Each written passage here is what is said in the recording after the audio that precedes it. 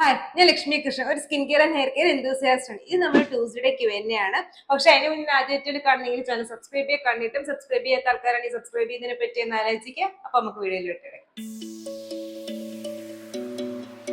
First question എന്ന് വെച്ചാൽ നമ്മൾ ലാസ്റ്റ് എക്സ്പോളിയേഷൻ ഒരു വീഡിയോ ചെയ്തിട്ടുണ്ടായിരുന്നു. ആ വീഡിയോയ്ക്കകത്ത് പറഞ്ഞിട്ടുണ്ടായിരുന്നു നമ്മൾ വൈറ്റ് ഹെഡ്സും ബ്ലാക്ക് ഹെഡ്സും കളയാനായിട്ട് സ്ക്രബിനേക്കാളും ഫിസിക്കൽ സ്ക്രബിനേക്കാളും നല്ലത് കെമിക്കൽ പീലിങ്ങോ കെമിക്കൽ സിറംസോ ഒക്കെയാണ്, ആസിഡ്സുകളാണെന്ന് പറഞ്ഞിട്ടുണ്ടായിരുന്നു. അപ്പൊ അതിനകത്ത് ഒരാൾ വന്ന് ചോദിച്ചിട്ടുണ്ടായിരുന്നു, ഞാൻ എന്റെ വൈറ്റ് ഹെഡ്സും ബ്ലാക്ക് ഹെഡ്സും സ്ക്രബ് ചെയ്യുമ്പോഴത്തേക്ക് എന്റെ മൂക്കിന്റെ സൈഡിലും ലിപ്പിന്റെ സൈഡിലും ഒക്കെ എനിക്ക് ഡാർക്ക് ആവുന്നു, പക്ഷെ ഞാൻ ലിപ്പിന്റെ സൈഡിലൊന്നും അങ്ങനെ എക്സ്പോളിയേറ്റ് ചെയ്യാറില്ല, സ്ക്രബ് ചെയ്യാറില്ല എന്നുള്ളത്. ഇത് സെയിം റീസൺ കൊണ്ടാണ് ഞാൻ സ്ക്രബ് ഒഴിവാക്കാനും പറയുന്നത്. എന്തെന്ന് വെച്ചാൽ നമ്മൾ സ്ക്രബിങ് എന്ന് വെച്ചാൽ ഒരു ടൈപ്പ് പോളിഷിങ്, നമ്മളിങ്ങനെ സ്കിന്നിൽ ഒരക്കെയാണ് നമ്മൾ ചെയ്യുന്നത്. നമ്മുടെ സ്കിൻ നമുക്കറിയാം സോഫ്റ്റ് ആയിട്ടുള്ള സാധനമാണ്. അപ്പം നമ്മൾ കുറച്ച് കട്ടി നല്ല തരിയായിട്ടുള്ള സാധനം, അത്രയും സ്മൂത്ത് അല്ലാത്തൊരു സാധനം നമ്മൾ അവിടെ ഇട്ട് ഒരയ്ക്കുമ്പോഴത്തേക്കും അവിടെ ഇങ്ങനെ ചെറിയ ചെറിയ വരകൾ വീഴും. അതിനാണ് നമ്മൾ മൈക്രോ ടിയർ എന്ന് പറയുന്നത്. അപ്പം നമ്മൾ ട്രോമ കൊടുക്കുകയാണ് നമ്മുടെ സ്കിന്നിലോട്ട്.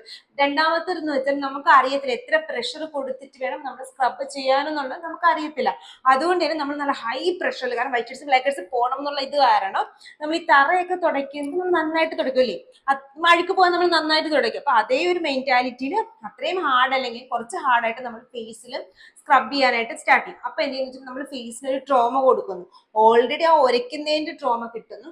രണ്ട് ഈ മൈക്രോ ടിയറും കൂടി ഉണ്ടാകുമ്പോഴത്തേക്ക് നമ്മുടെ സ്കിൻ റെഡ് ആവും. റെഡ് പിന്നെ അത് ഹൈപ്പർ പിഗ്മെന്റേഷനിലോട്ട് പോകും. അത് ചില ആൾക്കാർക്ക് അത് ഡാർക്ക് ആയിട്ട് മാറുന്നതുകൊണ്ടാണ് അത് ഡാർക്ക് ആവുന്നത്. ചിലവർക്ക് അത് നല്ല റെഡിഷ് ആയിട്ടും പോകും. നമ്മുടെ സ്കിൻ എന്തെങ്കിലും അപ്ലൈ ചെയ്തിട്ട് റെഡ് ആയി കഴിഞ്ഞു കഴിഞ്ഞാൽ അത് നമ്മുടെ സ്കിന്നിന് നല്ലതല്ല, അല്ലെങ്കിൽ നമ്മുടെ ബോഡിക്ക് നല്ലതല്ല എന്നാണ് പറയുന്നത്. അപ്പൊ ആ ഒരു ട്രോമ കൊണ്ടാണ്, നമ്മൾ സ്ക്രബ് ചെയ്യുമ്പോൾ ഉണ്ടാവുന്ന ആ ഒരു ട്രോമ കൊണ്ടാണ് ആ ഒരു ഡാർക്ക്നെസ് വരുന്നത്.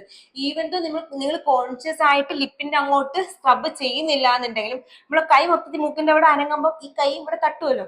അപ്പൊ അത് കാരണമായിരിക്കും ലിപ്സിന്റെ അവിടെയൊക്കെ ആ ഒരു ഡാർക്ക്നെസ് വരുന്നത്. സോ ഫിസിക്കൽ എക്സ്പോളിയേഷനേക്കാളും അവിടെ നമുക്ക് നല്ലത് കെമിക്കൽ എക്സ്പോളിയേഷൻ ആണ്. പക്ഷെ യൂസ് ചെയ്യുമ്പോൾ ശ്രദ്ധിക്കേണ്ടത് എന്തെന്ന് വെച്ചാൽ നമ്മൾ മൂക്കിന്റെ രണ്ട് സൈഡും ലിപ്പിന്റെ ഏരിയയിലും ഒക്കെ പ്രൊഡക്റ്റ് അപ്ലൈ ചെയ്യുമ്പോൾ ഡാർക്ക് ആവാതിരിക്കാനായിട്ട് ബേസിക്കലി നമ്മൾ ഈ ലിപ്പിന്റെ ഏരിയയിൽ നമ്മൾ കെമിക്കൽ പീൽ ചെയ്യുമ്പോഴത്തേക്കും വാസലിൻ എന്തെങ്കിലും അപ്ലൈ ചെയ്യാനായിട്ട് ഞാൻ പറയാറുണ്ട്. അപ്പൊ അങ്ങനെ ആകുമ്പോഴത്തേക്ക് വാസലിനുള്ളപ്പോൾ അതൊരു ബാരിയർ ആയിട്ട് പ്രൊട്ടക്ട് ചെയ്യും. അപ്പൊ ലിപ്പിന്റെ അവിടെ അത് അപ്ലൈ ചെയ്യുക. മൂക്കിന്റെ അവിടെ നിങ്ങൾക്ക് salicylic acid serum 2% weekly once use ചെയ്ത് കഴിഞ്ഞ് കഴിഞ്ഞാൽ നമുക്ക് ആ വൈറ്റ് ഹെഡ്സും ബ്ലാക്ക് ഹെഡ്സും മാറുകയും ചെയ്യും. അപ്പൊ അത് വെച്ചിട്ടാണ് നമ്മുടെ ഫസ്റ്റ് ക്വസ്റ്റ്യൻ തീരുന്നത്. അപ്പൊ അതുമായിട്ട് റിലേറ്റ് ചെയ്ത് തന്നെ മൗത്ത് അറൗണ്ട് ഏരിയയിലുള്ള ഡാർക്ക്നെസ് മാറാനായിട്ട് ഒരു ക്രീം ഹെൽപ്പ് ചെയ്യുമെന്ന് ചോദിച്ചിട്ട് നമുക്ക് അടുത്ത ആ ക്വസ്റ്റ്യനിലോട്ട് പോകും. നമ്മുടെ മൗത്തിന് ചുറ്റുമുള്ള ഡാർക്ക്നെസ് മാറ്റാനായിട്ട് അസലിക് ആസിഡ് ഹെൽപ്പ് ചെയ്യുമോ എന്നൊരാൾ ചോദിച്ചിട്ടുണ്ടായിരുന്നു. തീർച്ചയായിട്ടും ഹെൽപ്പ് ചെയ്യും. അസലിക് ആസിഡ് ഒരു ടൈറോസിനേസ് ഇൻഹിബിറ്റർ ആണ്. ടൈറോസിനേസ് ഇൻഹിബിറ്റർ എന്താണെന്ന് ചോദിച്ചാൽ നമ്മുടെ സ്കിന്നിൽ കളർ തരുന്ന പിഗ്മെന്റിനെയാണ് നമ്മൾ മെലാനിൻ എന്ന് പറയുന്നത്. ഈ മെലാനിൻ പ്രൊഡ്യൂസ് ചെയ്യുന്ന സെല്ലുകളെയാണ് നമ്മൾ മെലാനോസൈറ്റ്സ് എന്ന് പറയുന്നത്. സ്ഥിരം കേൾക്കുന്നവർക്ക് ഇതൊരു എക്സാം എഴുതാൻ പറ്റുമെന്ന് എനിക്കറിയാം. നമ്മൾ അത്രയും തവണ ഇത് പറഞ്ഞിട്ടുണ്ട്. എനിവേസ്, ആ ഒരു സെല്ലിനെയാണ് നമ്മൾ മെലാനോസൈറ്റ് എന്ന് പറയുന്നത്. ഈ മെലാനോസൈറ്റിൽ നിന്നാണ് മെലാനിൻ പ്രൊഡ്യൂസ് ചെയ്യണമെങ്കിൽ ഈ മെലാനോസൈറ്റ് ഒരു മെസ്സേജ് എത്തണം. മെലാനോസൈറ്റ് നീ മെലാനിൻ പ്രൊഡ്യൂസ് ചെയ്ത് അവിടെ ഒരു ചെറിയ പ്രശ്നം ഉണ്ടായിട്ടുണ്ട് എന്ന് പറയും.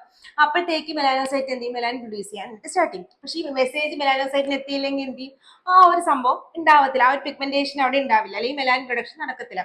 ആ മെസ്സേജിന് എത്തിക്കാതിരിക്കാനായിട്ട് ഹെൽപ്പ് ചെയ്യുന്ന ആളാണ് ടൈറോസിനേസ് ഇൻഹിബിറ്റർ. മെസ്സേജ്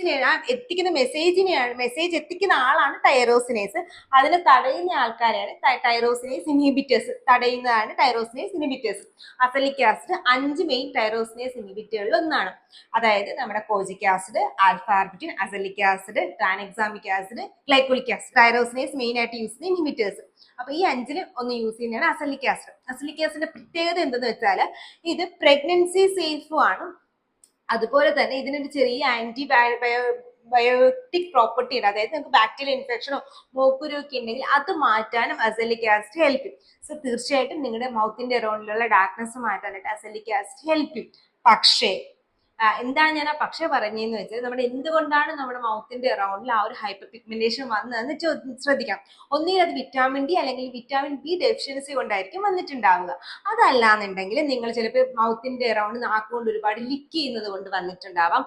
അതല്ലെങ്കിൽ സൺ ഡാമേജ്, മെലാസ്മ, അതല്ലെങ്കിൽ നിങ്ങൾ കഴിക്കുന്ന ഫുഡിന്റെ എന്തെങ്കിലും എക്സസീവായിട്ട് സ്പൈസി ഫുഡ് കഴിക്കുന്നുണ്ടെങ്കിൽ അതിന്റെ അലർജി, ഫേഷ്യലിൽ നിങ്ങൾ ഹെയർ റിമൂവ് ചെയ്യുന്നുണ്ടെങ്കിൽ അത് നിങ്ങൾ അവിടെ എക്സസീവായിട്ട് യൂസ് ചെയ്യുന്നുണ്ടെങ്കിൽ അതിന്റെ ട്രോമ, ഫിസിക്കൽ സ്ക്രബ് യൂസ് ചെയ്യുന്നുണ്ടെങ്കിൽ അത്, അങ്ങനെ എന്തെങ്കിലും ട്രോമാസ് ഉണ്ടെങ്കിൽ അത് കാരണം, അതല്ലെങ്കിൽ നമ്മുടെ ഹെറിഡിറ്റി പാരമ്പര്യം കാരണം ഈ ഒരു ഹൈപ്പർ പിഗ്മെന്റേഷൻ വരാം. അപ്പൊ എന്താണ് നിങ്ങളുടെ റീസൺ എന്ന് വെച്ചിട്ട് അതും കൂടെ അവോയ്ഡ് ചെയ്ത് ടൈറോസിനേസ് ഇൻഹിബിറ്റർ ആയിട്ടുള്ള അസലിക് ആസിഡ്, അതല്ലെങ്കിൽ ഏതൊരു ടൈറോസിനേസ് ഇൻഹിബിറ്ററും നിങ്ങൾ ഡെയിലി ഗ്ലൈക്കോളിക് ആസിഡ് ഒഴിച്ച് ബാക്കി ഏത് നിങ്ങൾ ഡെയിലി യൂസ് ചെയ്താലും നിങ്ങൾക്ക് ഹൈപ്പർ പിഗ്മെന്റേഷൻസ് ഒരു 80-90% മാറ്റാം. ഹെറിഡിറ്റി ആണെങ്കിൽ നമുക്കൊരു 80-90 പറയാം, 70% നമുക്ക് കംപ്ലീറ്റ്ലി മാറ്റി. നേക്കഡ് ആയിട്ട് നമുക്ക് അത്രയും പെട്ടെന്ന് ഈ ഹൈപ്പർ പിഗ്മെന്റേഷൻ കാണാൻ പറ്റാത്തടത്തോളം നമുക്കത് മാറ്റിയെടുക്കാനായിട്ട് പറ്റും. പക്ഷേ ഒരിക്കലും നിങ്ങൾ സൺസ്ക്രീൻ സ്കിപ്പ് ചെയ്യാൻ പാടില്ല. കാരണം എന്ന് വെച്ചാൽ സൺ ഡാമേജ് ഞാൻ പറയില്ല, അത് കാരണം നമുക്ക് ഹൈപ്പർ പിഗ്മെന്റേഷൻ വരാം. പിന്നെ ഓൾറെഡി നിങ്ങൾ സണ്ണിന്റെ അടുത്ത് പോയി നിന്നിട്ട് ടാനിങ്ങും കൂടെ വരികയാണെങ്കിൽ ഹൈപ്പർ പിഗ്മെന്റേഷൻ ഇന്റൻസിറ്റി കൊടുക്കും. അപ്പൊ ടാനിങ് വരാതിരിക്കാൻ വേണ്ടിയിട്ട് എപ്പോഴും സൺസ്ക്രീനും കൂടെ യൂസ് ചെയ്യേണ്ടത് വളരെ ഇമ്പോർട്ടന്റ് ആണ്. അപ്പോൾ ആ ഒരു ക്വസ്റ്റ്യൻ ക്ലിയർ ആയി ഞാൻ വിശ്വസിക്കുന്നു. അടുത്തൊരു ക്വസ്റ്റ്യൻ ആയിരുന്നു, ഞാൻ നമ്മൾ ഐസ് ക്യൂബ്സിന്റെ വീഡിയോ ഇട്ടിട്ടുണ്ടായിരുന്നു, ഫേസിൽ ഐസ് റബ് ചെയ്യുന്നത് നല്ലതാണോ അല്ലയോ എന്ന് പറഞ്ഞിട്ട്.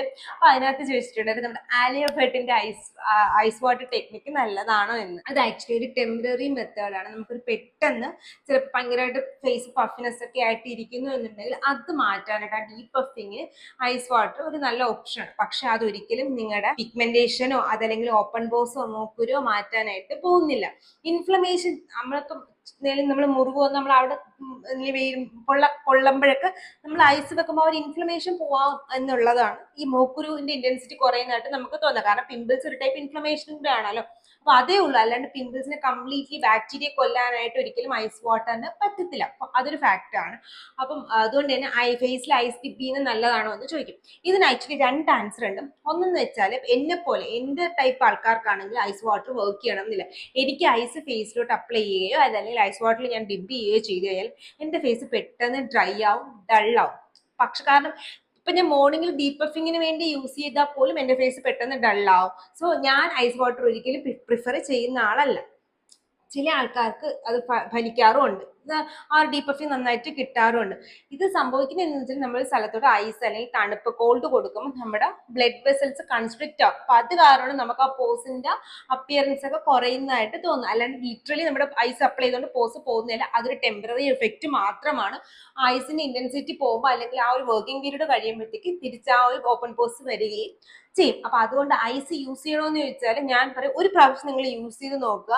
നിങ്ങളുടെ സ്കിൻ വർക്ക് ചെയ്യുന്നു എന്നുണ്ടെങ്കിൽ മാത്രം യൂസ് ചെയ്യുക. പിന്നെ ഡെയിലി ഒന്ന് യൂസ് ചെയ്യാനായിട്ട് നിൽക്കരുത്.